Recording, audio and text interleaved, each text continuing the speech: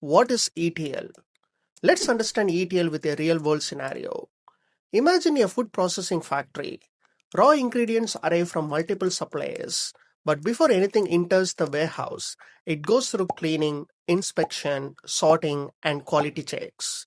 The warehouse only stores items that are already prepared and safe for consumption.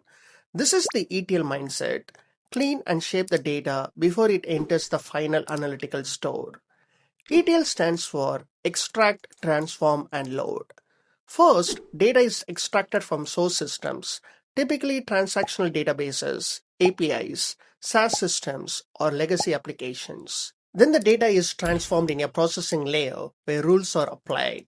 This is where you remove duplicates, handle missing values, standardize formats, join with reference data, and apply business logic. After the data is clean and trustworthy, it is loaded into a target system such as a data warehouse. ETL matters because it creates strong trust boundaries. Business users and reporting systems don't need a guess whether the data is clean because only curated data gets loaded. ETL is often preferred in environments where governance is strict and the reporting layer must remain stable, such as finance, billing, audit reporting, and regulatory compliance. In real projects, ETL pipelines often run on a schedule and the transformations are designed to make the warehouse analytics ready. But ETL also has a drawback because transformation happens before loading.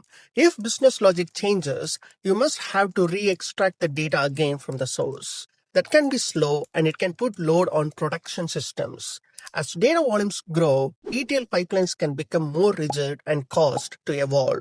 A simple way to summarize ETL is this.